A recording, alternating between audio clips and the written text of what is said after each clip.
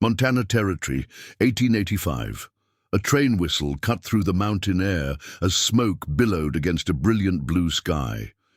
Inside, Eleanor Mitchell clutched a worn letter in her gloved hands, rereading the promise of a new life by a man she'd never met. The train was slowing now, and through the window she could see a small town nestled in a valley, surrounded by mountains still bearing the black scars of a recent wildfire. This wasn't how she'd imagined the West. But then again, nothing in her life had gone as imagined lately. Before we jump back in, tell us where you're tuning in from, and if this story touches you, make sure you're subscribed because tomorrow I've saved something extra special for you. Montana Territory, 1885. The train lurched to a stop at Clearwater Station, brakes squealing against the metal tracks. Eleanor Mitchell gathered her single valise and straightened her navy traveling dress, purchased specially for this journey. The small oval mirror pinned inside her hat showed a woman of 26, with chestnut hair pulled tight into a practical bun, and eyes that revealed more determination than fear. Eleanor stepped onto the wooden platform, immediately struck by the scent of pine and ash that hung in the air. Mountains loomed in every direction, some still black from fire, others green, with new growth. She clutched the letter in her hand tighter. It had been the 13th response to her advertisement in the matrimonial news, and the only one that hadn't made her skin crawl. Thomas Reed, 34 rancher, Montana Territory. Land, cattle, two-story home. Seeking a companion of sound mind and strong constitution, no frivolous types. She had written back immediately. A childless widow from Philadelphia with teaching experience, practical skills, and a desperate need to escape the pitying glances of former friends. 3 months of correspondence had led to this moment, standing alone on a platform in a town she'd never heard of until his letter arrived. Eleanor scanned the small crowd, looking for a man matching Thomas's description. Tall, broad-shouldered brown hair, the emerald ribbon she wore at her wrist was their agreed-upon signal. But as minutes passed and the platform cleared, no one approached. A station master with a graying mustache gave her a curious look. "You waiting on someone, miss?" "Yes, Mr. Thomas Reed. I'm going to be his wife." The words still felt strange on her tongue. The station master's face changed. "Reed, from Blackwater Creek." "Yes, that's right." He removed his hat, and Eleanor felt a cold weight settle in her stomach. "Miss, I'm sorry to tell you, but there was a fire out that way 6 weeks back. Reed's place was hit hardest. Is he—" She couldn't finish the question. "He's alive, but the ranch is gone. Everything's gone." The station master shifted uncomfortably. "He's been staying with his sister in town. I can send a word if you like." Eleanor nodded numbly, and the man disappeared into his office. She lowered herself onto a bench, the valise tight against her knees. 6 weeks. The letter about their marriage plans had crossed with whatever message Thomas might have sent about the fire. And now she was here, with $3 in her purse and nowhere to go. An hour later, the station master returned, followed by a woman with pinched features and eyes that evaluated Eleanor with undisguised judgment. "Miss Mitchell?" The woman wore a dark dress with buttons straining across her chest. "I'm Martha Collins, Thomas's sister." Eleanor stood, extending her hand. "How do you do?" "I've come to—" "I know why you've come," Martha interrupted, not taking the offered hand. "But I'm afraid it was for nothing. Thomas can't marry you now."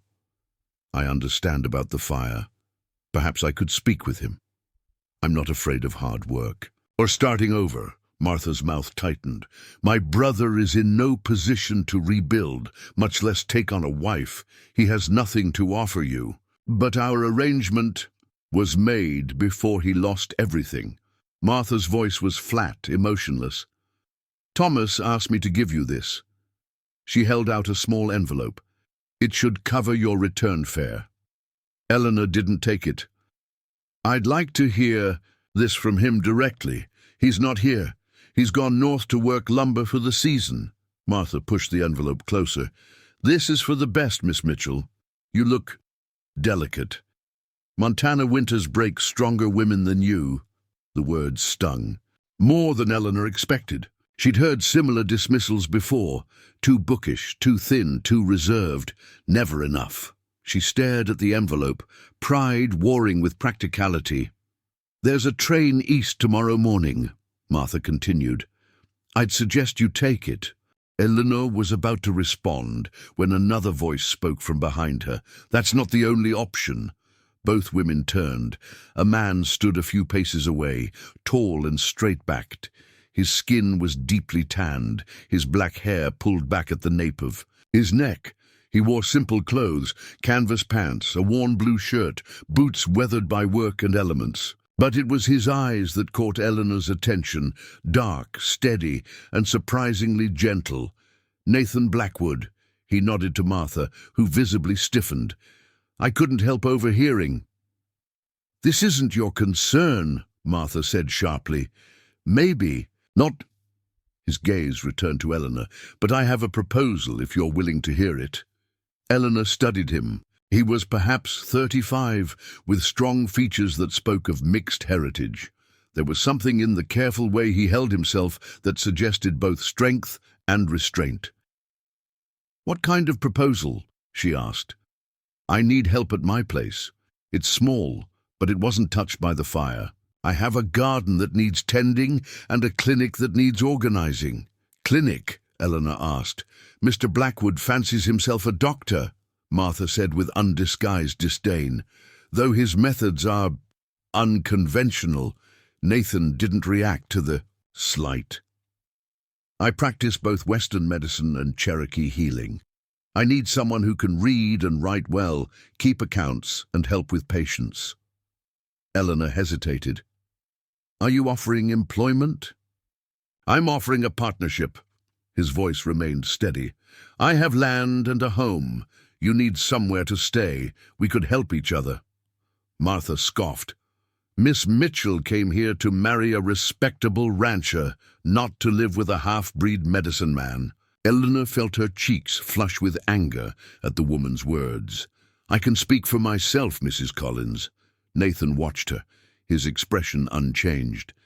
It wouldn't have to be permanent, just until you decide what you want to do next. Eleanor looked. At the station, the dusty street beyond, then back to Nathan Blackwood. There was no deception in his face, no hint of impropriety in his offer. Just a practical solution to their respective problems. Your reputation would be ruined, Martha warned. An unmarried woman living with a man, and one like him. Are you proposing marriage, Mr. Blackwood? Eleanor asked directly, ignoring Martha's gasp. Not today, he replied with equal directness. But I am proposing respect and honest work. The cabin has 2 rooms. You'd have your privacy. Eleanor considered her options. The return fare would take her back to Philadelphia, to the empty apartment, above the millinery, to the pitying glances and whispered comments. Or she could stay, find work in this small town where everyone would know she'd been rejected. Neither option appealed. How far is your home? She asked. About 3 miles outside. Town, I have a wagon. He gestured toward a simple buckboard hitched to a sturdy brown mare. Martha stepped between them. This is absurd. You can't seriously be considering... I am, Eleanor interrupted. She turned back to Nathan.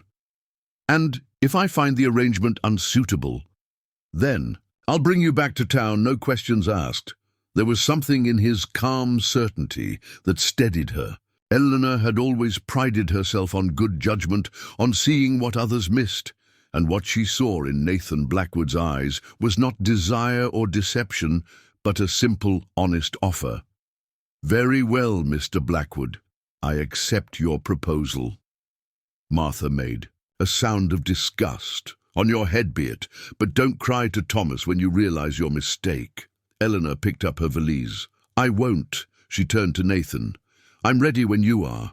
He nodded, taking her bag with a gentle movement. We should get going. Storm's coming in from the north. As they walked toward the wagon, Eleanor felt the stares of townspeople. A woman in a blue bonnet whispered to her companion. A man outside the general store frowned openly. Nathan seemed not to notice, or perhaps he was simply accustomed to it. Preparing and narrating this story took us a lot of time, so if you are enjoying it, subscribe to our channel. It means a lot to us. Now back to the story. He helped her onto the wagon seat with formal courtesy, then climbed up beside her, maintaining a respectful distance. The mare started forward at his soft command, and Eleanor looked back once at the station, at Martha Collins still standing rigid with disapproval. Then she faced forward, toward the mountains. Nathan guided the wagon past weathered buildings, and onto a dirt road that wound through pines. Neither spoke at first, the creak of the wagon and the steady rhythm of hooves filling the silence. "They don't like you much," Eleanor finally observed. "No," he agreed, "they don't. Because of your heritage. That, and because I practice medicine differently than their doctor." Eleanor studied his profile against the darkening sky. "Are you really a doctor?" "I trained at a medical college in St. Louis," he said, "and before that with my grandmother, who was a healer among the Cherokee. Yet they call you many things," he finished when she hesitated. "None worth repeating." The wagon rounded a bend, and Eleanor caught her first glimpse of the fire's destruction. Where forests should have stood, blackened trunks reached like accusing fingers toward the sky. The ground was ash-gray, with hints of green already pushing through in stubborn defiance.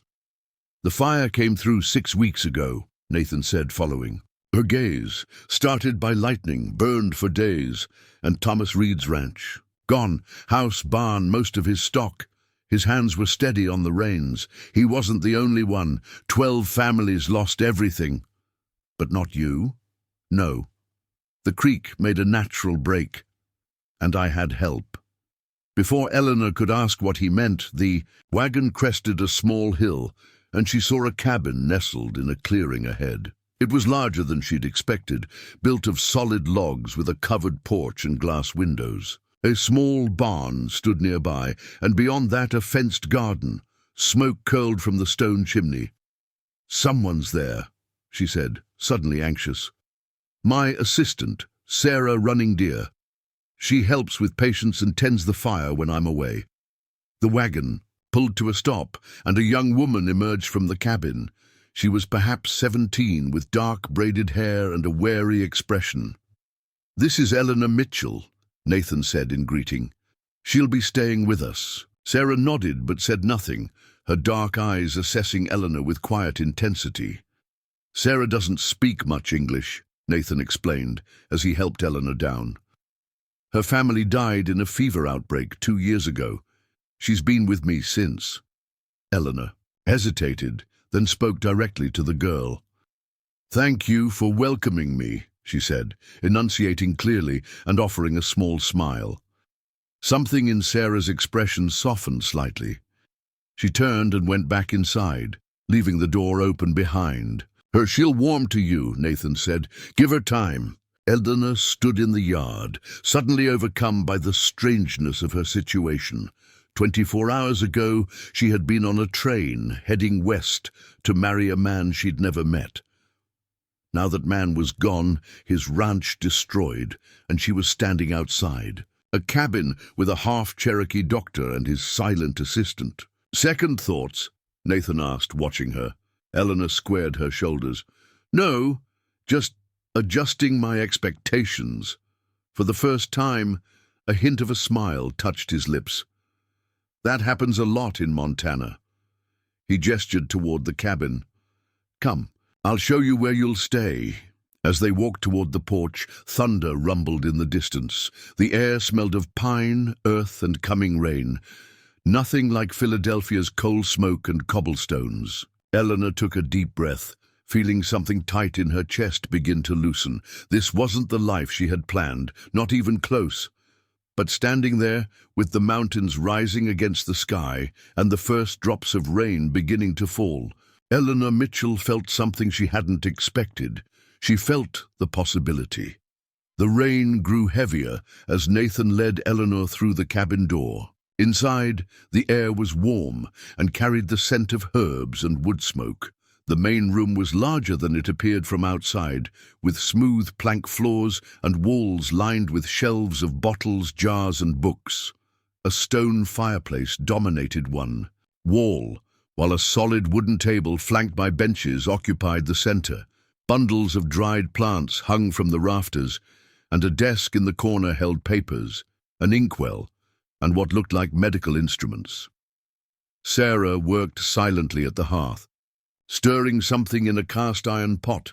She glanced up briefly as they entered, then returned to her task. "You can leave your things here for now," Nathan said, setting Eleanor's valise near the door. "I'll show you around." Eleanor removed her damp cloak, struck by how different this place was from what she'd expected. Thomas Reed had written of a 2-story frame house with parlor furniture ordered from a catalogue. This was simpler, more functional, yet there was an undeniable warmth to it. Nathan gestured to a narrow doorway. "The sleeping quarters are through there.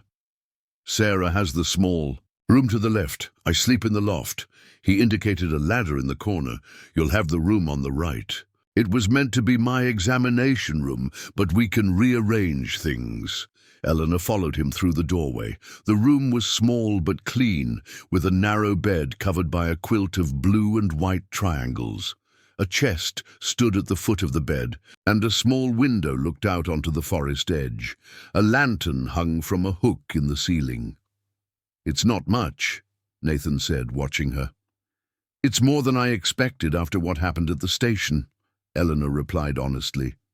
She touched a quilt, noting the careful stitching. "Did Sarah make this?" Her mother did. Sarah brought it with her when she came. Eleanor noticed a shelf with a few books, medical texts from their spines, and a small wooden box. "What's in there?" she asked. "Medicinal supplies. I can move them." "No need. I don't require much space." She turned to face him directly.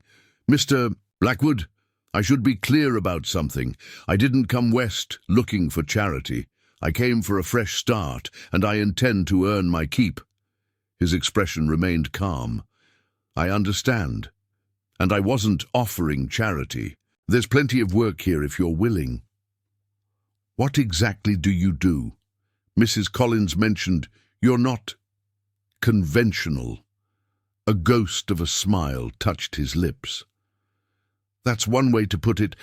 I trained as a doctor, but I also used traditional Cherokee remedies when they're more effective. Some people around here don't approve, because of superstition, partly. And partly because Dr. Mercer in town charges 3 times what I do and doesn't like the competition." He leaned against the doorframe. "I treat anyone who needs help, settlers, miners, native people passing through. Some pay with money, others with goods or labor.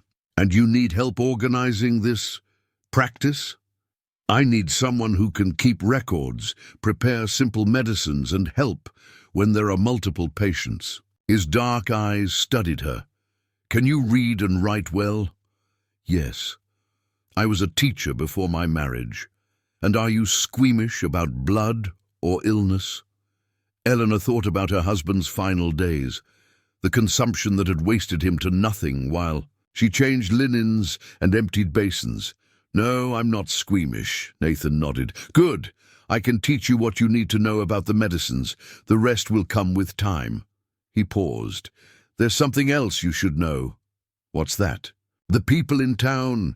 They won't understand your being here. There will be talk." Eleanor felt a flicker of unease. "Because you're Cherokee?" "That. And because unmarried men and women don't typically share a home, even with separate quarters." His voice remained matter-of-fact. "It might make things difficult for you." Eleanor considered this. The prospect of gossip wasn't new. There had been plenty in Philadelphia after William died. Whispers about a young widow living alone, speculation about how she would manage. But this would be different, more isolated, more scrutinized. "I've faced disapproval before?" she said finally. I survived it then. Nathan studied her, something like respect flickering in his eyes. Then let's discuss terms. Room and board in exchange for your help with the practice, split of any income, and if at any point you decide to leave, I'll take you to town without question. That seems fair. She hesitated. May I ask why you're doing this? You don't know me. I know what it's like to arrive somewhere with nowhere to go, he said simply, and I need the help. He paused. There's a basin and pitcher in the corner if you want to wash up. We'll eat soon. He left her alone then, closing the door softly behind him. Eleanor stood motionless in the center of the small room, listening to the rain against the roof and the low murmur of voices from the main room. She moved to the window, watching water stream down the glass. Beyond, through the curtain of rain, she could see the dark edge of the forest and the misty outlines of mountains. This was not the arrival she had planned, not the life she had imagined when she answered Thomas Reed's advertisement. But there was something solid about Nathan Blackwood, something honest in his directness. Eleanor unpacked her few belongings, 2 dresses, undergarments, a shawl, a Bible, and a daguerreotype of her parents. She placed the small silver frame on the chest, then washed her face and hands in the cool water of the basin. Her reflection in the small mirror above showed a woman with tired eyes but a determined set to her mouth. She had come too far to turn back now. When she emerged, Sarah was setting 3 wooden bowls on the table. The girl glanced up, her expression still guarded but less openly suspicious. Nathan stood by the fire, adding a log to the flames. Just in time, he said, straightening. Sarah makes a good stew. Eleanor took the seat he indicated, conscious of the strange intimacy of sharing a meal with these 2 strangers who were now, improbably, her housemates. Sarah ladled stew into the bowls. A rich mixture of venison, potatoes, and wild onions. Nathan cut thick slices from a loaf of dark bread. We have coffee if you prefer it, but Sarah makes a tea from blackberry leaves that's good for settling. The stomach after travel, Nathan said, pushing a steaming mug toward her. Tea would be welcome, thank you. Eleanor took a careful sip. The flavor was earthy and slightly sweet, nothing like the expensive imported teas she'd served in Philadelphia. They ate mostly in silence, the sound of rain on the roof filling the space between them. Nathan ate with efficiency rather than haste, while Sarah kept her eyes on her bowl. Eleanor found herself studying them both, noting the similar quiet composure they shared despite their different origins. How long have you been in Montana? She asked when the silence grew too heavy. 7 years, Nathan replied. I came after the war. You fought? As a surgeon with the Union Army. His face revealed nothing of what he had seen. Afterward, I wanted somewhere quiet. And your family? Most died on the Trail of Tears before I was born. My father was white, a doctor who married my mother against her family's wishes. He taught me medicine. She taught me healing. Both died when I was 15. Eleanor nodded, hearing what he didn't say, that he had been navigating between 2 worlds for most of his life. And you? He asked. What brought you to answer a stranger's advertisement? Eleanor set down her spoon. My husband died 2 years ago. Consumption. We had no children, and his family blamed me for that failing. She kept her voice even. In Philadelphia, a widow with no family has few respectable options. So you came west. So I came west. She agreed for a fresh start. Sarah watched this exchange with silent interest, her dark eyes moving between them. When Eleanor glanced at her, the girl didn't look away, just held her gaze with steady assessment. Sarah lost her family to influenza, Nathan said, noticing the interaction. Her grandmother was a healer among the Blackfeet. She knows plants better than I do. Eleanor addressed the girl directly. Perhaps you could teach me about the local plants. I know eastern herbs, but not western ones. Sarah tilted her head slightly. then gave a small nod. It wasn't quite acceptance, but it was an acknowledgement of possibility. After the meal, Nathan showed Eleanor the rest of the cabin and the small outbuildings, a root cellar dug into the hillside, a shed where he prepared medicines, and the barn where he kept his horse and a milk cow. The rain had slowed to a gentle patter, and mist curled between the trees. "The garden needs attention," he said, as they walked past rectangular beds partially reclaimed by weeds. "The fire took so many people's homes that I've been traveling to help with injuries and illnesses. Haven't had time for much else." "I can work with the garden," Eleanor offered. "I had a small plot in Philadelphia. It would be a help." He pointed to a fenced area beyond. "Medicinal plants are there. Sarah can show you which are which." They returned to the cabin as darkness fell.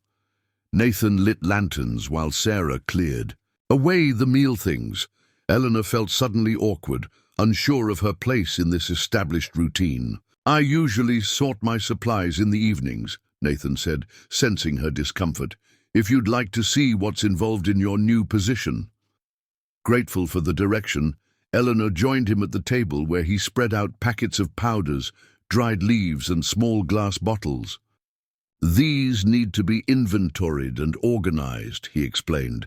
"Some are standard medicines, quinine for fevers, willow bark for pain, laudanum for severe cases. Others are traditional remedies. All need proper labeling." "Do you combine the approaches? Western and Cherokee, when it makes sense?" He showed her a jar of dark salve. "This is for burns, pine resin, beeswax and plantain leaf. Works better than anything I learned in medical school." For the next hour, Nathan explained his methods, showing Eleanor how he combined traditional knowledge with his formal training. His hands moved with precision, measuring and mixing with practiced ease. There was no hesitation in his explanations, no apology for his unconventional approach. "Most doctors would say this is superstition," Eleanor observed, watching him prepare. "A tincture. Most doctors haven't seen it work." His voice held no defensiveness. "I use what heals, regardless of its origin. That's not always popular." "Is that why the town disapproves of you?" Nathan corked a bottle before answering. "Partly. Some think native medicine is witchcraft. Others resent that I treat everyone who needs help, regardless of race or standing." He glanced at her. "It won't be easy being associated with me." "I've never chosen the easy path," Eleanor said, surprising herself with the truth of it. She had married William despite her parents' objections, taught school when most women of her station didn't work, and now had journeyed across the country alone. Nathan studied her for a moment. "No, I don't suppose you have." Later, as Eleanor prepared for bed in her small room, she heard Nathan speaking softly to Sarah in a language she didn't understand. The girl's responses were equally quiet, but carried a questioning tone. Eleanor wondered what they were saying, if they were discussing her presence, but exhaustion soon overtook curiosity. She slept deeply despite the strange surroundings, waking only when grey light filtered through her window. For a disorienting moment, she couldn't remember where she was.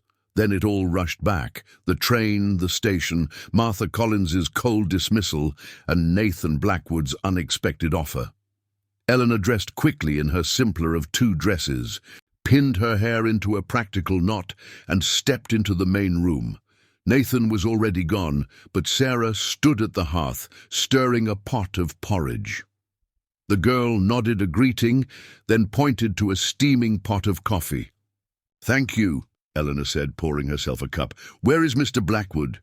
Sarah pointed toward the door, then held up 3 fingers. 3 hours? Eleanor guessed.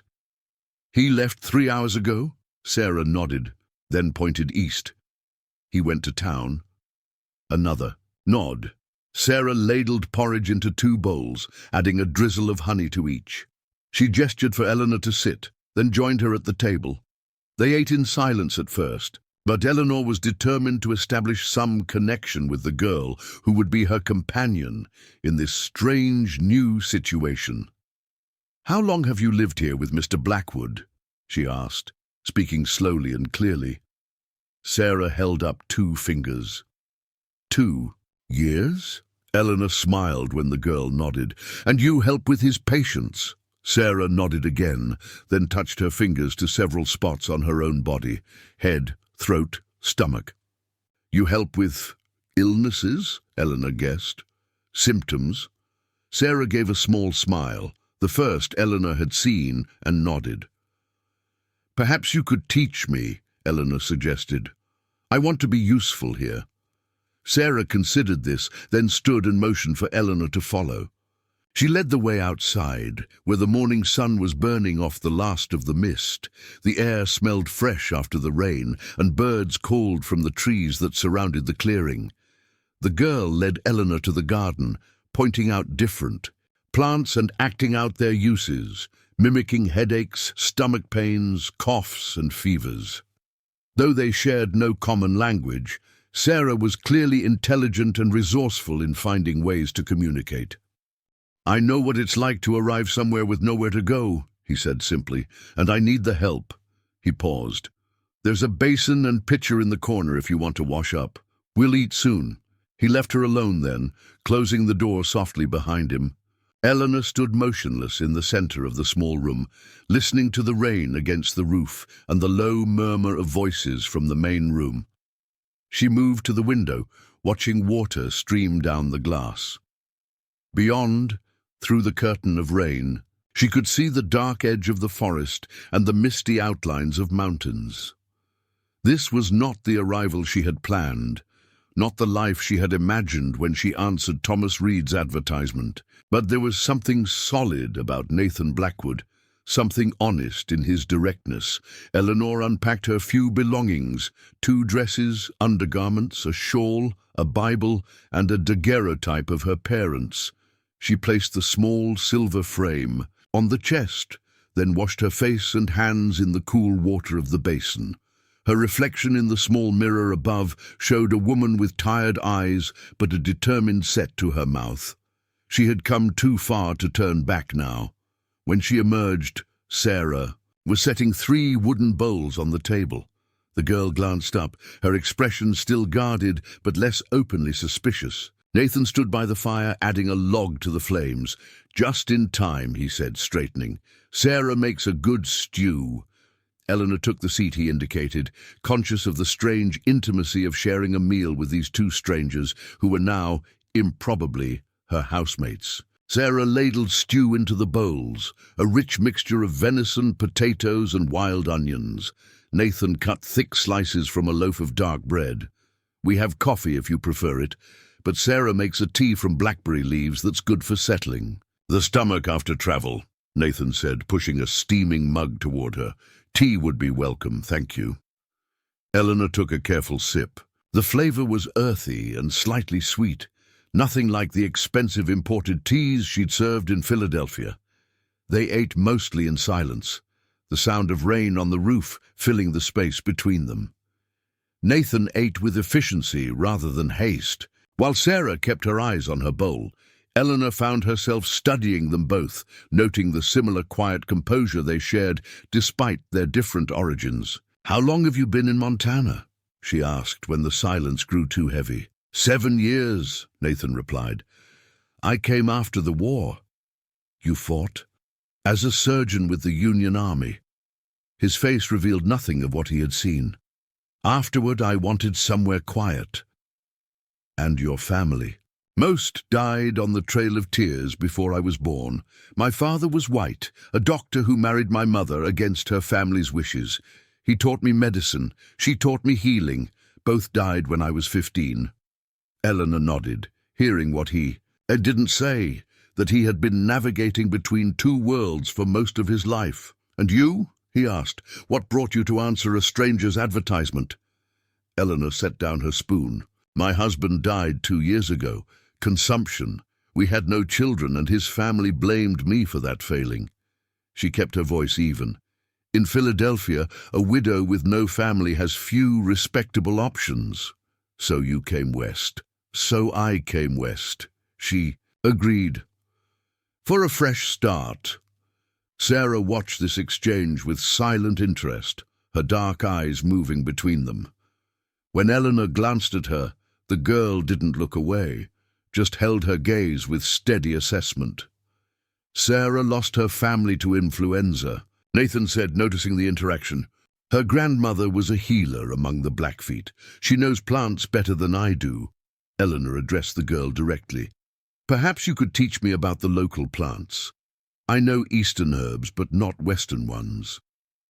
Sarah tilted her head slightly, then gave a small nod. It wasn't quite acceptance, but it was an acknowledgement of possibility. After the meal, Nathan showed Eleanor the rest of the cabin and the small outbuildings, a root cellar dug into the hillside, a shed where he prepared medicines, and the barn where he kept his horse and a milk cow. The rain had slowed to a gentle patter, and mist curled between the trees. The garden needs attention, he said, as they walked past rectangular beds partially reclaimed by weeds. The fire took so many people's homes that I've been traveling to help with injuries and illnesses, haven't had time for much else. I can work with the garden, Eleanor offered. I had a small plot in Philadelphia. It would be a help. He pointed to a fenced area beyond. Medicinal plants are there. Sarah can show you which are which. They returned to the cabin as darkness fell. Nathan lit lanterns while Sarah cleared. Away the meal things. Eleanor felt suddenly awkward, unsure of her place in this established routine. I usually sort my supplies in the evenings, Nathan said, sensing her discomfort. If you'd like to see what's involved in your new position. Grateful for the direction, Eleanor joined him at the table where he spread out packets of powders, dried leaves and small glass bottles. These need to be inventoried and organized, he explained. Some are standard medicines, quinine for fevers, willow bark for pain, laudanum for severe cases. Others are traditional remedies. All need proper labeling. Do you combine the approaches? Western and Cherokee? When it makes sense. He showed her a jar of dark salve. This is for burns. Pine resin, beeswax, and plantain leaf. Works better than anything I learned in medical school. For the next hour, Nathan explained his methods, showing Eleanor how he combined traditional knowledge with his formal training. His hands moved with precision, measuring and mixing with practiced ease. There was no hesitation in his explanations, no apology for his unconventional approach. Most doctors would say this is superstition, Eleanor observed, watching him prepare. A tincture. Most doctors haven't seen it work. His voice held no defensiveness. I use what heals, regardless of its origin. That's not always popular. Is that why the town disapproves of you? Nathan corked a bottle before answering. Partly. Some think native medicine is witchcraft. Others resent that I treat everyone who needs help, regardless of race or standing. He glanced at her. It won't be easy being associated with me. I've never chosen the easy path, Eleanor said, surprising herself with the truth of it. She had married William, despite her parents' objections, taught school when most women of her station didn't work, and now had journeyed across the country alone. Nathan studied her for a moment. No, I don't suppose you have. Later, as Eleanor prepared for bed in her small room, she heard Nathan speaking softly to Sarah in a language she didn't understand. The girl's responses were equally quiet, but carried a questioning tone. Eleanor wondered what they were saying, if they were discussing her presence, but exhaustion soon overtook curiosity. She slept deeply despite the strange surroundings, waking only when grey light filtered through her window. For a disorienting moment, she couldn't remember where she was. Then it all rushed back. The train, the station, Martha Collins's cold dismissal, and Nathan Blackwood's unexpected offer. Eleanor dressed quickly in her simpler of two dresses, pinned her hair into a practical knot, and stepped into the main room. Nathan was already gone, but Sarah stood at the hearth, stirring a pot of porridge. The girl nodded a greeting, then pointed to a steaming pot of coffee. Thank you, Eleanor said, pouring herself a cup. Where is Mr. Blackwood? Sarah pointed toward the door, then held up 3 fingers. 3 hours, Eleanor guessed. He left 3 hours ago? Sarah nodded, then pointed east.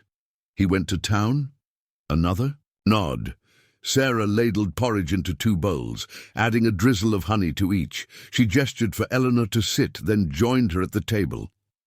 They ate in silence at first, but Eleanor was determined to establish some connection with the girl who would be her companion in this strange new situation.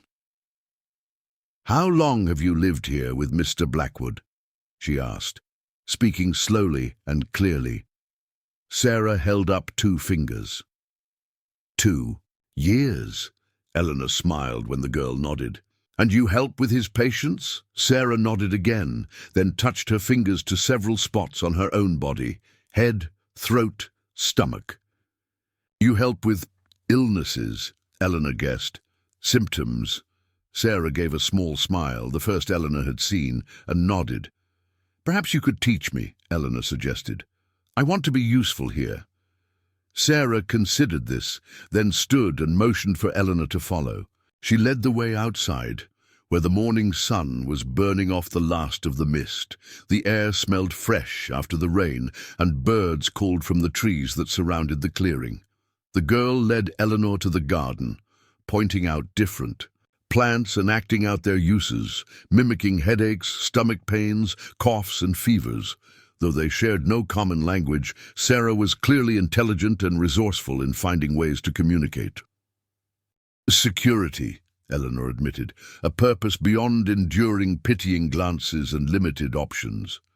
And now I'm learning that security is an illusion, but purpose can be found in unexpected places." She tied a string around a bundle of sage. "Abigail will be ready to return home soon. Tomorrow, if the weather holds." Nathan glanced out the window where dark clouds gathered. "We need rain for the new growth after the fire, but not so much that the creek floods."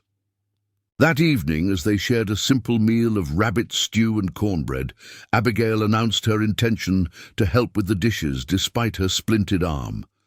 Sarah watched with amusement as the young woman awkwardly dried bowls with her good hand. "I've been useless long enough," Abigail declared. "Besides, I need to practice doing things one-handed. Won't have anyone doing for me once I'm home." After the kitchen was clean, Nathan examined her arm one final time. "Keep it splinted for at least 4 more weeks," he instructed. "I'll ride out to check it, but send word if there's more pain or swelling." "How much do I owe you?" Abigail asked, her expression turning worried. "Your father already arranged payment." Nathan's voice was matter-of-fact. "He's sending a quarter of venison when he gets a deer." Relief washed over the young woman's face. "You're not like Dr. Mercer. He wanted cash up front when Ma was sick." Nathan's expression didn't change, but Eleanor noticed his jaw tighten slightly. Different methods, different payments. Later, after Abigail had settled for her final night in the cabin, Eleanor found Nathan on the porch, watching lightning flicker in the distance. The air smelled of approaching rain and pine resin. "I've been meaning to ask," she said, joining him at the railing. "How do you determine what people pay you?" "By what they can afford," he replied simply. "Money's useful, but it doesn't feed us through winter. Goods and services work just as well. That's not how most doctors operate." "I'm not most doctors." There was no defensiveness in his tone, just a statement of fact. "When I first came here, I tried to practice conventional medicine in the conventional way. It didn't work." His eyes remained on the distant storm. "Too many people couldn't pay. Too many suffered needlessly. So you adapted." "Yes." He turned to face her. "Just as you're adapting now." Eleanor realized with surprise that he was right. In little more than a week, she had begun to transform from a displaced mail-order bride to something new, a woman with growing skills and purpose. Each day brought less uncertainty and more confidence as she learned the rhythms of this unexpected life. "I believe I am," she agreed softly. The next morning it dawned clear and cool. Nathan prepared his wagon to take Abigail home, loading it with supplies for her continued recovery: willow bark for pain, a salve for the bruising, and extra bandages. "You're welcome at the tailor's any time," Abigail told Eleanor as she prepared to leave. "Pa would like to thank you properly for helping," Eleanor smiled. "Take care of that arm. And remember what Nathan showed you about exercising the fingers to keep them from stiffening." After they departed, the cabin seemed suddenly quiet. Sarah moved about her tasks with her usual efficiency, but Eleanor felt at loose ends without a patient to tend. "I thought I might work in the garden today," she said to Sarah, who nodded approvingly. The garden became Eleanor's domain over the next weeks. She cleared the last of the weeds, planted seeds from Nathan's carefully stored supply, and tended the medicinal herbs with growing knowledge. The work was physical and demanding, but she found satisfaction in the dirt under her fingernails and the neat rows emerging under her care. Nathan continued his rounds, sometimes taking Eleanor with him to more distant homesteads. These journeys revealed the true impact of the wildfire that had changed her fate. Entire sections of forest were blackened ruins, with charred stumps standing like grave markers. Yet already, green shoots pushed through the ash, and wildflowers bloomed in unlikely places. The scattered homesteads told similar stories of destruction and renewal. Some families had lost everything. Others had been spared by changes in wind or natural breaks in the landscape. All were rebuilding with the stubborn determination that seemed to characterize Montana's settlers. On these trips, Eleanor watched Nathan work with different types of patients: a miner with a crushed hand, a pregnant woman with swollen ankles, a child with persistent cough. His approach never varied: a careful assessment, honest prognosis, and treatment that combined his formal training with traditional remedies. Most striking to Eleanor was how he treated those of different backgrounds. He spoke Blackfeet with a young warrior suffering from an infected wound, using the same respectful tone he employed with the mayor's wife in Clearwater. He listened with equal attention to an elderly Chinese man describing symptoms in broken English and to a wealthy rancher complaining of gout. "You treat everyone the same," she observed as they rode back to the cabin one evening. "Everyone bleeds." "The same," he replied. "Everyone feels pain. The rest is just decoration people add to seem more important than they are." As May turned to June, Eleanor's dresses grew looser from physical labor, and her skin darkened from hours in the garden. She no longer bothered with the tight bun of her Philadelphia days, instead braiding her hair simply to keep it from her face as she worked. One morning, as she gathered herbs in the early light, Nathan appeared beside her, a small wooden box in his hands. "I've been meaning to give you this," he said, offering it to her, "for your work." Eleanor opened the box to find a small knife with a bone handle and a leather sheath. "It's beautiful." "It's practical," he corrected, "for harvesting plants. The edge is sharp enough for clean cuts but won't damage the roots." She tested the weight of it in her palm. "Thank you. You've earned it." His eyes held hers for a moment, longer than usual. "You've become invaluable here." That simple acknowledgement warmed her more than elaborate praise might have. Eleanor had been finding her place in this new life, step by step, but Nathan's words confirmed what she'd begun to feel, that she belonged here in a way she never had in Philadelphia.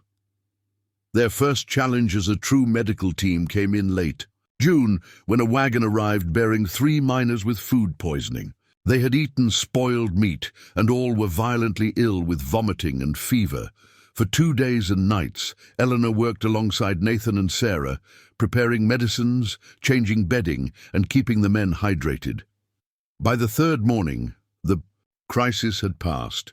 2 of the miners were recovering well, while the 3rd, an older man with a weakened constitution, remained feverish but stable.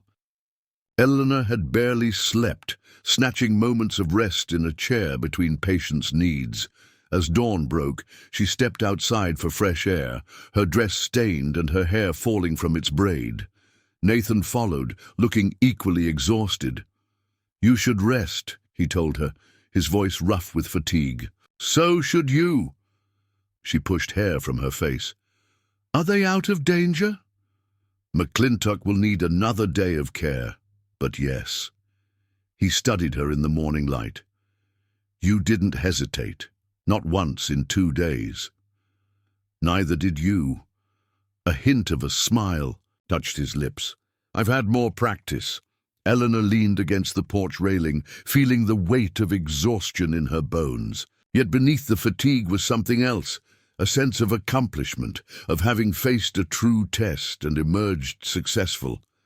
"I never imagined this is what I'd be doing," she admitted. "Regrets?" She shook her head without hesitation. "No." They stood in companionable silence, watching the sun rise over the mountains.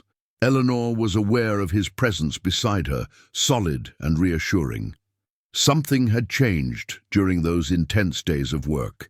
A barrier had fallen, a trust cemented. "We make a good team," Nathan said finally. "Yes, we do."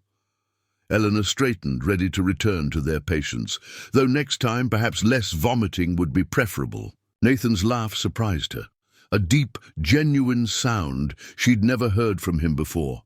"I'll see what I can arrange." The miners recovered fully and departed with profound gratitude and promises to recommend Nathan's services to others in the mining camps. Their successful treatment enhanced Nathan's reputation, bringing more patients to the cabin. As summer progressed, Eleanor found herself fully immersed in the work, her days filled with purpose. She wrote a brief letter to her former landlady in Philadelphia, explaining her change in circumstances without elaborating on the details. The response, when it eventually arrived, was predictably scandalized at the idea of her living unchaperoned in the wilderness with a native man. Eleanor read it once, then used the paper to start the evening fire. On a warm July evening, as they sat on the porch after supper, Nathan brought out a small pouch of tobacco and rolled a cigarette with practiced movements. Eleanor watched his hands, strong, capable hands that she'd seen set bones, deliver babies, and mix medicines with equal skill. "You're staring," he observed mildly. "I was thinking about changes," she admitted. 4 months ago, I was in Philadelphia, packing to marry a stranger. Now I'm here, learning medicine from a half-Cherokee doctor, and I can identify 30 healing plants that I didn't know existed before." He lit the cigarette, the match flaring briefly in the gathering dusk. "Do you ever think about what would have happened if Reed's ranch hadn't burned?" "Sometimes." Eleanor smoothed her skirt, noting the permanent dirt stains at the hem. "I would have had a proper house with catalogue furniture, probably would have joined the church auxiliary and learned to make preserves from the neighbors." "Would you have been happy?" She considered this. "I would have been adequate, fulfilled my purpose as a wife, maybe had children eventually." She looked out at the garden where fireflies had begun to rise from the tall grass. "But I wouldn't have known what I was capable of beyond that." Nathan exhaled a stream of smoke that wreathed his head briefly before dissipating. "And now? Now, I know I can help save lives, that I can learn new skills even at my age, that I'm stronger than I believed." She smiled slightly. "Though I still can't convince Sarah to teach me how to make that corn pudding she bakes on Sundays. She's protective of some secrets," Nathan agreed, amusement in his voice. "But she respects you, more than she's respected anyone since her grandmother." This quiet acknowledgement pleased Eleanor deeply. Sarah remained sparing with words, but had begun to teach Eleanor more complex aspects of herbal medicine, a sure sign of growing trust. "There's something I should tell you," Nathan said after a moment. "Dr. Mercer has made formal complaints about my practice to the territorial authorities." Eleanor straightened. "On what grounds?" practicing medicine without proper licensing, endangering patients with primitive methods, operating outside the bounds of civilized medical science. His voice remained calm, but Eleanor could detect the tension underneath. He's been trying to have me shut down for years, but the complaints are becoming more frequent. Because more people are coming to you instead of him, Nathan nodded. And because you're here now. A white woman working alongside me makes his accusations of barbarism harder to sustain. Eleanor felt a flare of indignation. Your methods work. I've seen it myself. Different isn't always accepted, even when it's effective. He tapped ash from his cigarette. I wanted you to know what we're facing. The territorial marshal could decide to investigate. What would that mean? At best, a fine. At worst, they could force me to close the practice. Eleanor considered this. Threat to the life they'd built. Then we'll need to be prepared, document our treatments, keep records of successes. I could write to my husband's cousin in Boston. He's a lawyer with connections. Nathan studied her for a long moment. You're not concerned about being associated with this fight. I'm already associated with everything else about your practice, she pointed out. Why would I draw the line at defending it? Something shifted in his expression, a softening around the eyes, a relaxing of the perpetual guard he maintained. Eleanor Mitchell, you continue to surprise me. Good, she said simply. I'd hate to become predictable. The night deepened around them, bringing the scent of pine and distant rain. Somewhere in the forest, an owl called, its voice echoing between the trees. Eleanor felt a profound sense of rightness sitting there on the rough-hewn porch, planning their defense against forces that would separate them. This cabin, this work, this man beside her, none had been part of her careful plans when she boarded a train in Philadelphia. Yet somehow, in the aftermath of fire and rejection, she had found something more valuable than security. She had found her place. July faded into August, bringing relentless heat that baked the valley and turned the grass to brittle gold. Eleanor had never experienced such dry heat, so different from Philadelphia's humid summers, and she learned to rise before dawn, to work in the garden, while the earth was still cool beneath her fingers. The territorial marshal had not yet appeared to investigate Dr. Mercer's complaints, but Nathan began keeping more detailed records of their treatments and outcomes. Each evening, Eleanor transcribed his notes into a leather-bound ledger, organizing their cases by ailment and treatment. Her neat handwriting filled page after page with evidence of their work: fractured bones set, fevers reduced, infections healed. You have beautiful penmanship, Nathan observed one evening as he reviewed her latest entries. 8 years teaching children to form their letters properly, Eleanor replied without looking up from her work. One developed certain standards. She felt rather than saw his smile, a rare enough occurrence that she had learned to treasure each one. In the month since her arrival, she had catalogued Nathan's expressions, the slight crease between his brows when concentrating on a difficult case, the softening around his eyes when speaking to frightened children, the firm set of his jaw when facing disapproval from townspeople. Most revealing was his quiet stillness in moments of reflection when he would sit motionless on the porch, watching the mountains with an expression that spoke of deep belonging to this place. In those moments, Eleanor saw the full integration of his heritage, the patience and observation of his Cherokee ancestors, combined with the analytical mind trained in Western medicine. Their days fell into patterns that felt increasingly natural. Mornings began with Sarah's strong coffee and whatever bread or porridge she had prepared. Nathan would check his supplies and prepare for the day's patients or rounds. Eleanor tended the garden, harvested herbs, and organized their growing apothecary. Afternoons brought a steady stream of patients, settlers with injuries or ailments, Blackfeet families who traveled miles for Nathan's unique combination of treatments, children with fevers or rashes.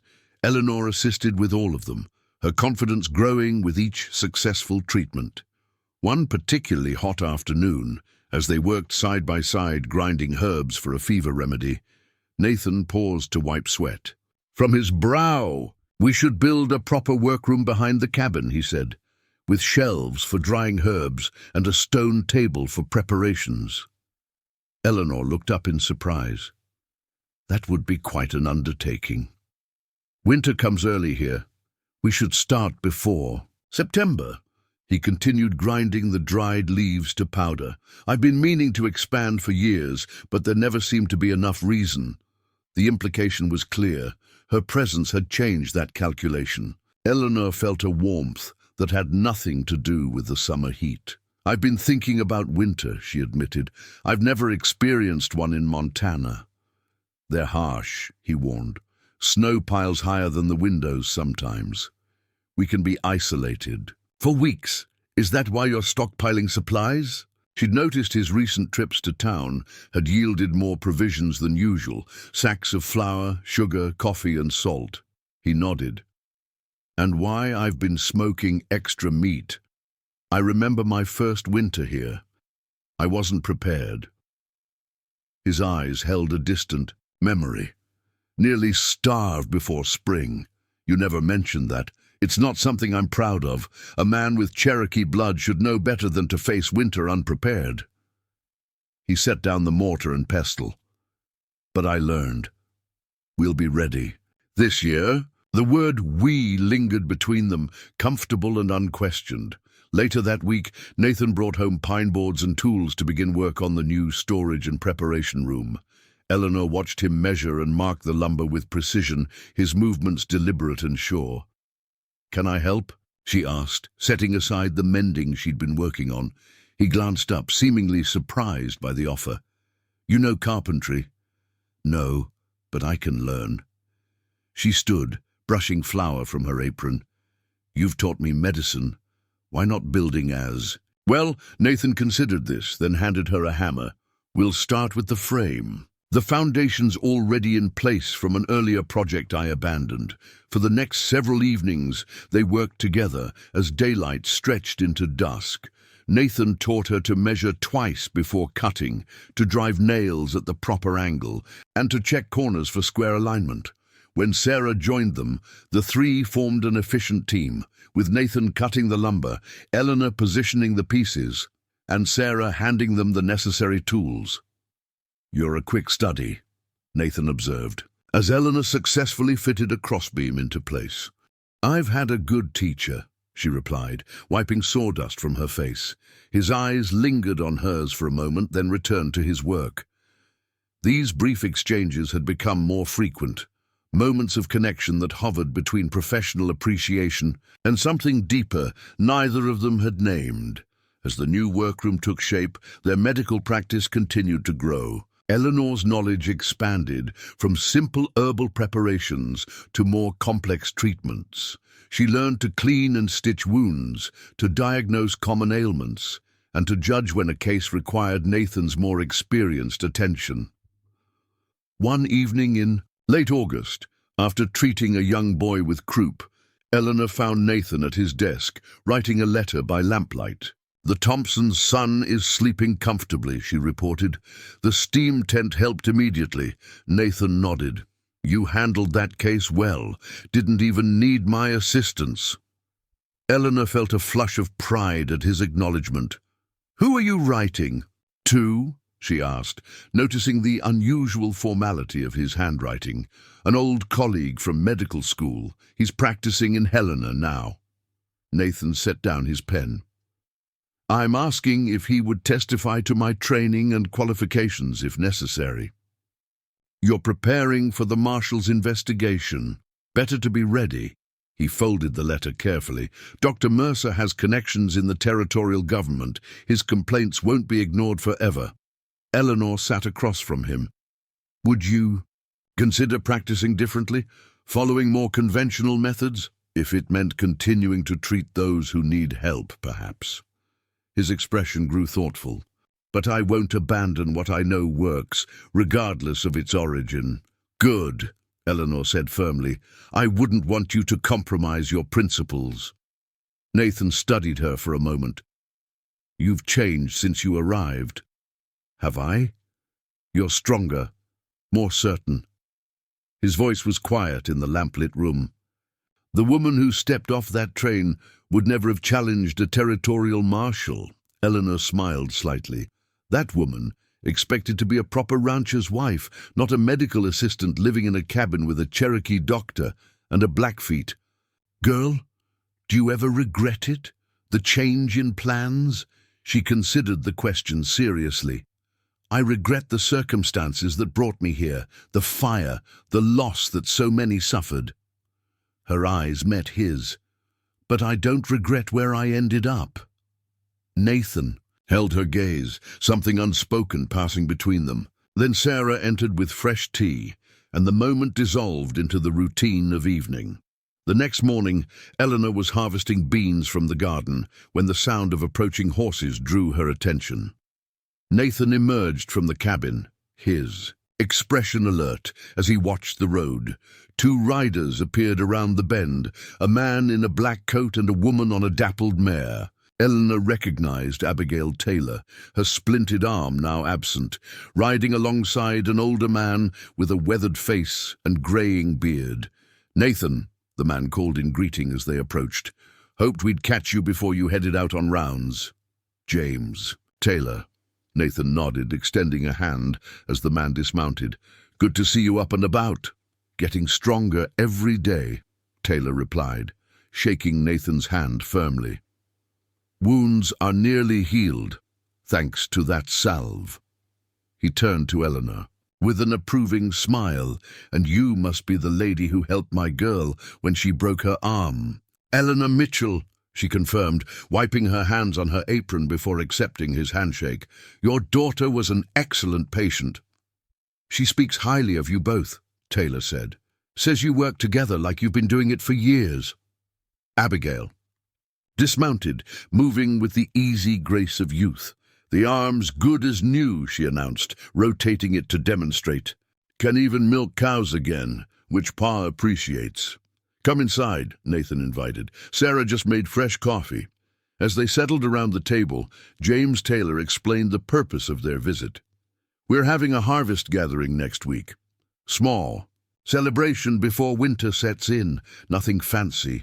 Just food, music, maybe some dancing." He glanced between Nathan and Eleanor. "We'd be honored if you'd come." Eleanor looked to Nathan, uncertain. Social invitations had been rare since her arrival, partly due to their distance from town, but mostly, she suspected, because of the complicated status of their household. "The Taylor's farm is on the far side of the valley," Nathan explained. "Their neighbors are mostly new settlers who arrived after the railroad came through. Folks without too many rigid notions," Taylor added with a meaningful look. "We judge people by how they act, not where they come from, or who they live with," Abigail added bluntly. Eleanor felt a rush of gratitude for their straightforward acceptance. "I'd like to come," she said, making the decision before Nathan could respond. "It's been a long time since I attended a social gathering." Nathan raised an eyebrow but nodded. "We'll be there. Should we bring anything?" "Just yourselves," Taylor assured them. "And maybe some of that willow bark tea. My joints still ache when rain's coming." After the Taylors departed, Eleanor returned to the garden, her mind filled with unexpected anticipation. A social gathering, something so normal and yet so distant from her life these past months. "You seem pleased about the invitation," Nathan observed, joining her among the bean plants. "It's nice to be included," she admitted. "I didn't realize how much I've missed being around other people." Besides difficult patients and a taciturn doctor, there was a hint of humor in his voice. Eleanor smiled. "You're not as taciturn as you once were, and you're not as—" He paused, searching for the right word. "Proper, reserved, Eastern," she suggested. "Uncertain," he finished. "You move with purpose now." The observation touched her deeply. She had indeed found purpose here, in the work, in the connections she'd formed, in the growing sense that she was exactly where she needed to be. The day of the Taylor gathering arrived with perfect late summer weather. Eleanor rose early, washing her hair and pinning it more carefully than she had in months. She put on her better dress, a blue cotton that she'd altered to fit her trimmer frame, and even added a touch of rosewater she'd made from the small bush she'd planted near the porch. When she emerged from her room, she found Nathan waiting, dressed in clean clothes with his hair neatly tied back. He looked at her for a long moment, his expression unreadable. "You look," he began, then seemed to reconsider his words. "The blue suits you." Coming from Nathan, this simple observation felt significant. Eleanor felt a blush warm her cheeks. "Thank you. You look quite presentable yourself." Sarah, watching this exchange with knowing eyes, handed Eleanor a bundle, wrapped in cloth. "For gathering," she explained in one of her rare English phrases. Inside was a beautifully woven basket of Blackfeet design, decorated with geometric patterns in red and black. Eleanor touched it with appreciation. "It's beautiful, Sarah. Thank you." The girl nodded, a small smile lifting the corners of her mouth. They set out in the wagon with the late morning sun warming their backs. Eleanor found herself uncharacteristically nervous, smoothing her skirt repeatedly as they traveled. "They're good people," Nathan assured her, correctly reading her anxiety. "No need to worry." "It's not worry exactly," she tried to explain. "It's just been so long since I've been in a social setting, and our situation is unusual. If anyone makes you uncomfortable, we'll leave," he said simply. The Taylor farm sat in a wide valley bordered by hills, still showing the black scars of the fire. New construction was evident, a fresh-built barn and outbuildings replacing those lost in the blaze. Wagons and horses were already gathered in the yard, and the sound of a fiddle drifted on the air.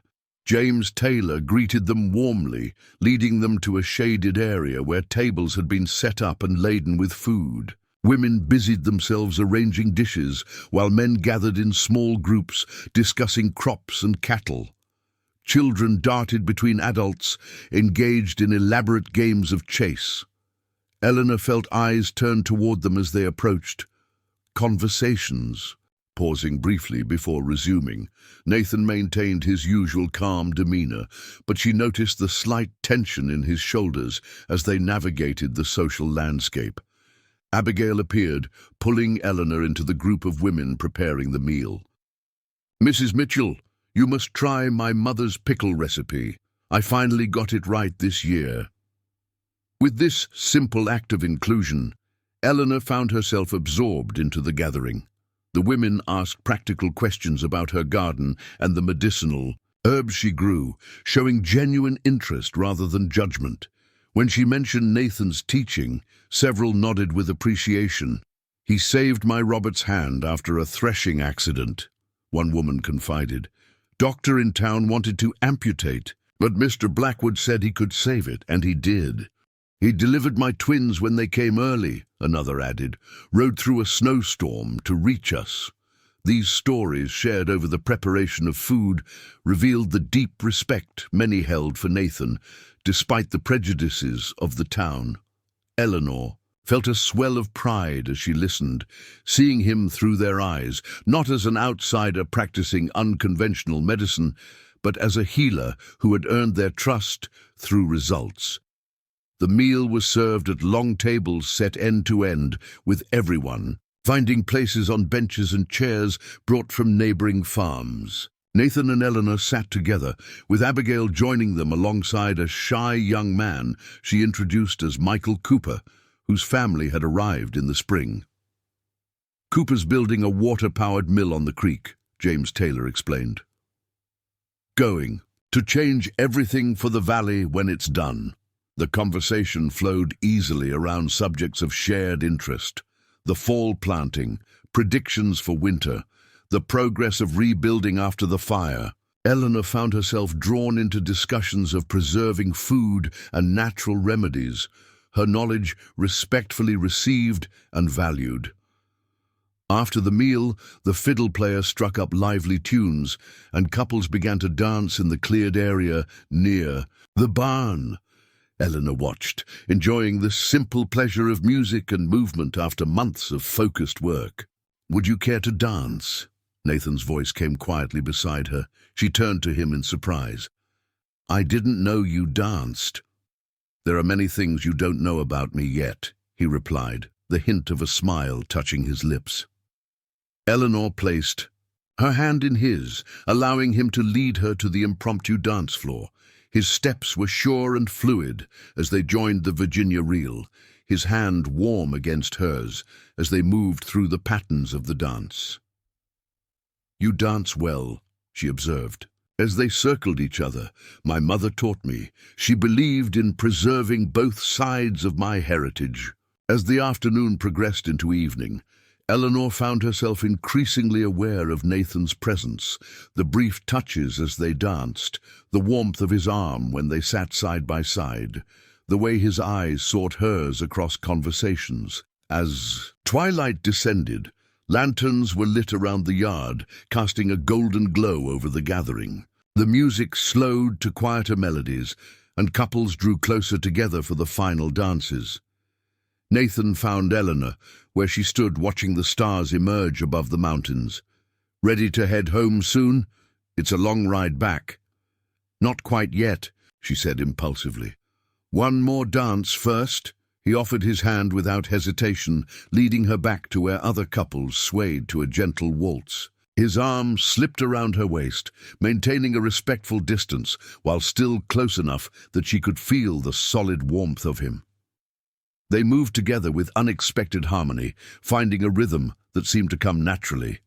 Eleanor felt something shift between them in that dance, a silent acknowledgement of feelings that had been building through shared work and purpose. "Thank you for bringing me here today," she said softly. "Thank you for wanting to come," he replied. "I haven't attended one of these gatherings in years." "Why not?" His eyes met hers. "No one to accompany me." The simple honesty of his answer touched her deeply. As the music ended, neither moved away immediately, lingering in the moment before finally stepping apart. The ride home was quiet, the wagon rolling steadily through the starlit night. Eleanor sat close to Nathan, drawing warmth from his presence as the evening cooled. Neither spoke much, but the silence between them was comfortable, filled with unspoken understanding.